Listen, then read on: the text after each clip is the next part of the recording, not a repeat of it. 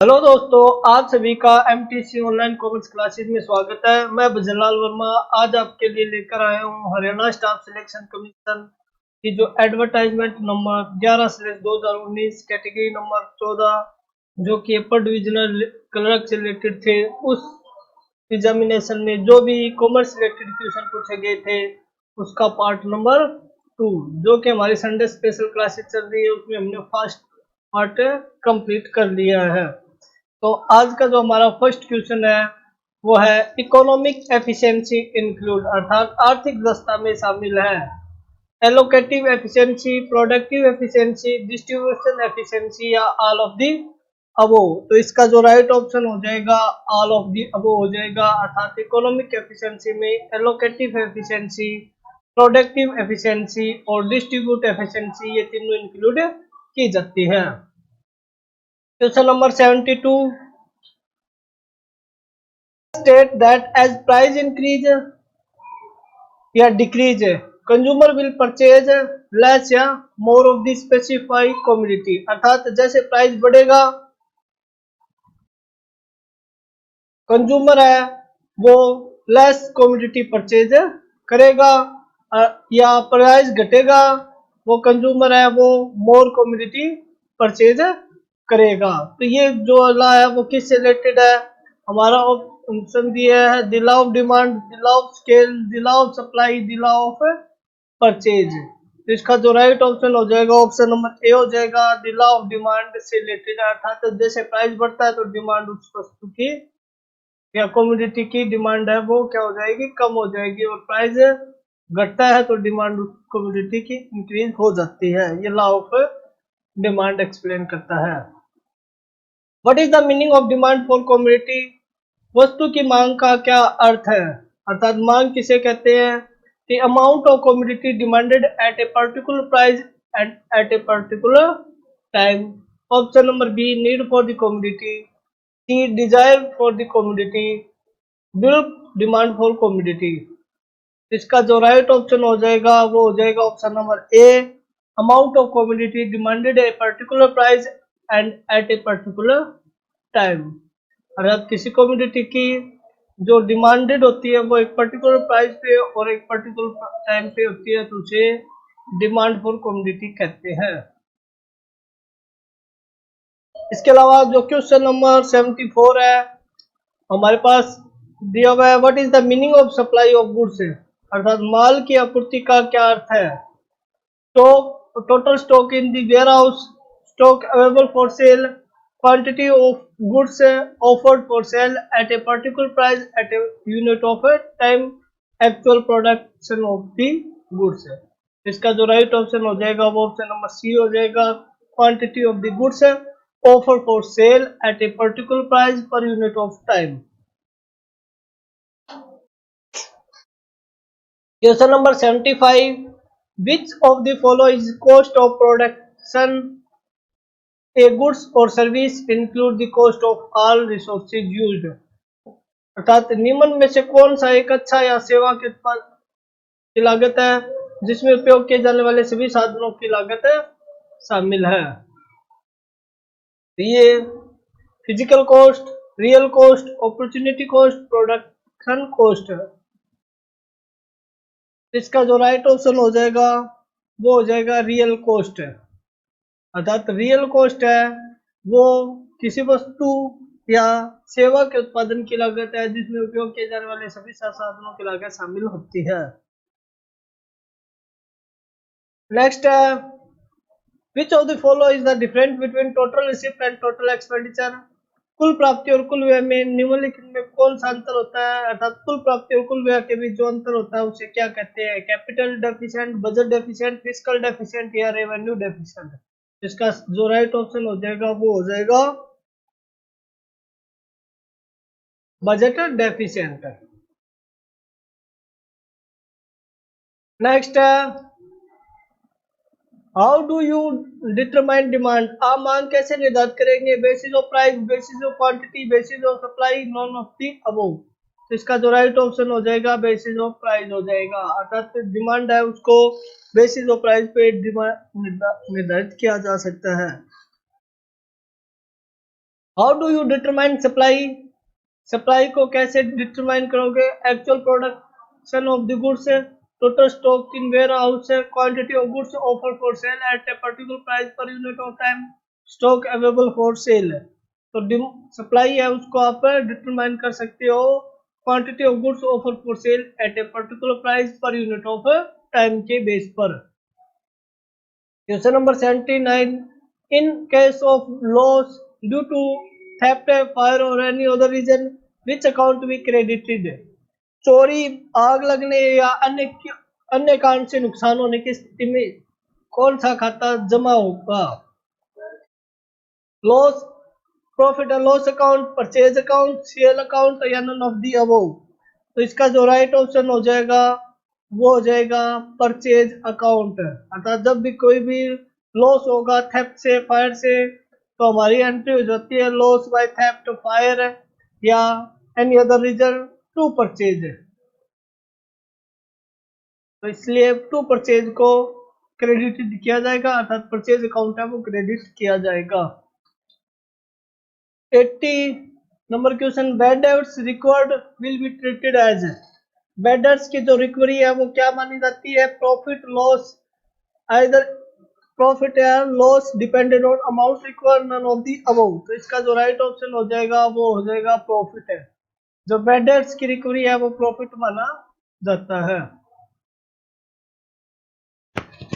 Trial balance can be prepare using following method, अर्थात dash method है। तो trial balance है वो कितने मेथड से तैयार किया जा सकता है? ऑप्शन नंबर 1, 2, 3, 4 या नन ऑफ दी अबव। तो जो दोस्तों आंसर की के अकॉर्डिंग इसका आंसर दिया है 4, पर जो राइट ऑप्शन होगा वो 3 होगा। तो ये HSSC का जो क्वेश्चन था वो रॉन्ग था आंसर की के अकॉर्डिंग। तो इसका जो राइट ऑप्शन है वो 3 हो जाएगा NCERT के अकॉर्डिंग। टोटल मेथड हो सकता है ट्रायल बैलेंस को तैयार करने का, अर्थात ग्रॉस ट्रायल बैलेंस मेथड हो सकता है फर्स्ट मेथड है, सेकंड मेथड हो सकता है बैलेंस मेथड या अर्थात नेट ट्रायल बैलेंस मेथड है, और थर्ड हो सकता है कंपाउंड मेथड, अर्थात टोटल मेथड और बैलेंस मेथड दोनों का कंपाउंड मेथड है। तो ट्रायल बैलेंस है उसको 3 तरीके से तैयार किया जा सकता है। Find the value of closing stock looking at the detail, हमें गिवन है opening stock, sale, gross profit या परचेज है। तो ओपनिंग स्टॉक हमारे पास 10,000 है, सेल हमारे पास 50,000 है, ग्रॉस प्रॉफिट 25% है और सेल पे, और परचेज है वो हमारा 50,000 रुपये का है। हमें क्लोजिंग स्टॉक फाइंड आउट करना है। तो सबसे पहले क्लोजिंग स्टॉक निकालने के लिए हमारे पास सेल गिवन है 50,000 है, ग्रॉस प्रॉफिट है का अगर हम 25% करते हैं सेल का, तो ग्रॉस प्रॉफिट हमारा 12,500 आ जाएगा।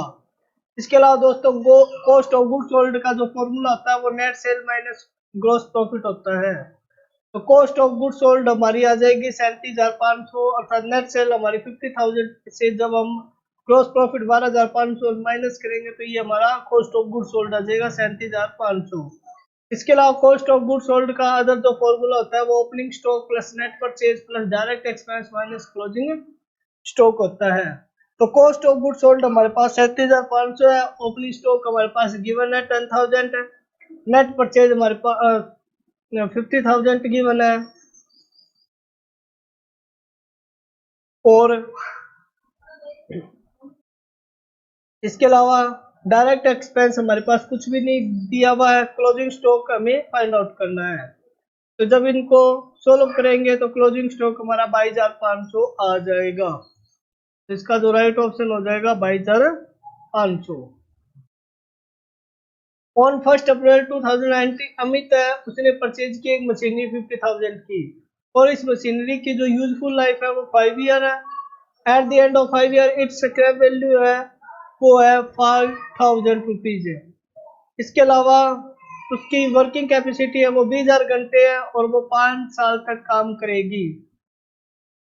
तो working hours of the machinery हमें गिवन है पहले साल, सेकंड, थर्ड और फोर्थ ईयर। तो हमें डेप्रिसिएशन कैलकुलेट करना है थर्ड ईयर का। तो थर्ड ईयर में वो मशीनरी 7000 घंटे काम किया और टोटल वो मशीनरी 20000 घंटे काम करेगी 5 सालों में। तो हम इसका जो डेप्रिसिएशन निकालने के लिए जो हमारी वैल्यू है वो 50,000 टन मशीनरी, उसमें से स्क्रैप वैल्यू माइनस कर देंगे और पर होर उसकी वैल्यू निकाल लेंगे डेप्रिसिएशन। तो जब 50,000 में से 5000 माइनस करते हैं और डिवाइड करते हैं 20,000 से, तो पर घंटे की जो डेप्रिसिएशन है वैल्यू है वो आ जाएगी। और मशीनरी थर्ड ईयर में 7 घंटे काम किया मशीनरी ने, तो 7,000 घंटे की उसकी वैल्यू आ जाएगी 15,750 रुपये। A bill receivable of rupees which was required from a debtor in full settlement for the claim of 1200 as a dishonored, it will be credited in 1,000 रुपए का एक बिल प्राप्त हुआ जो कि 1200 के दावे के पूर्ण निपटान में एक देनदार से प्राप्त हुआ था, को डिसहोनर्ड कर दिया गया। इसमें जमा किया जाएगा परचेज बुक में, परचेज रिटर्न बुक में, बिल रिसीवल बुक में या जनरल पर्पज में। तो इसका जो राइट ऑप्शन हो जाएगा जनरल प्रॉपर में इसका यूज किया जाएगा। A second hand machinery was purchased on credit from Mr. Arun for 1 lakh. It sold be record in। एक सेकंड हैंड मशीनरी जो अरोड़ा को 1 लाख रुपए में खरीदी थी, क्रेडिट कर दिया जाएगा, यह दर्ज किया जाएगा परचेज बुक में, सेल बुक में, जनरल प्रॉपर में या कैश बुक में। इसका जो राइट ऑप्शन हो जाएगा जनरल प्रॉपर में एंट्री हो जाएगी। Raw material consumed is equal to, कच्चे माल की खपत किसके बराबर होती है, अर्थात रॉ मटेरियल ऑफ कंज्यूम या कॉस्ट ऑफ गुड्स सोल्ड किसके इक्वल होती है। तो इसका जो राइट ऑप्शन हो जाएगा वो हो जाएगा direct expense minus closing stock plus purchase plus opening stock, अर्थात opening stock plus purchase plus direct expense minus closing stock जो हमारा कॉस्ट ऑफ गुड्स सोल्ड का फॉर्मूला था उसके अकॉर्डिंग ये हो जाएगा। Option number C. डेप्रिसिएशन है वो रिलेटेड है करंट एसेट से, ऑल फिक्स टेंजिबल एसेट से, ऑल फिक्स एसेट से या इन्वेस्टमेंट से। तो डेप्रिसिएशन है वो रिलेटेड है ऑल फिक्स टेंजिबल एसेट से, अर्थात मूर्त संपत्तियों से रिलेटेड है। Which of the follow is true about depreciation, में से क्या सही है डेप्रिसिएशन के बारे में। It need to provide if the market value of an asset excess to the cost of assets, it can be provided only in case of profit, it can be provided in case of loss, it can be provided irrespective to the fact whether there is profit and loss। तो इसका जो right option हो जाएगा it is provided irrespective to fact whether there is a profit or loss। जो depreciation है वो ये परवाह किए बिना प्रदान किया जाना चाहिए कि क्या लाभ या हानि हुई है। इसके अलावा नेक्स्ट क्वेश्चन है decrease in the value of an asset due to new invention is known as, नए आविष्कार के कारण संपत्ति के मूल्य में कमी हो जाना क्या कहलाता है, डेप्रिसिएशन। ऑप्शन हो जाएगा ऑप्शन नंबर सी राइट हो जाएगा, अर्थात अप्रचलितता के कारण जो मूल्य कम होता है। नेक्स्ट है Rajnath and Gopinath are partner, profit sharing ratio उनका 2:3 रेशो है और इनकी कैपिटल 1 लाख और 1,60,000 है। उनको इंटरेस्ट ऑन कैपिटल 9% देना है प्रॉफिट को डिस्ट्रीब्यूट करने से पहले, और फर्म का प्रॉफिट है 15,600 before allow interest on capital. What is the profit of appropriation to the partner, तो पार्टनर को कितना प्रॉफिट दिया जाएगा। तो जब हम इसका profit and loss appropriation account तैयार करते हैं तो उसके अकॉर्डिंग बाय प्रॉफिट है वो 15,600 है और इंटरेस्ट ऑन कैपिटल हमें 9% देना है।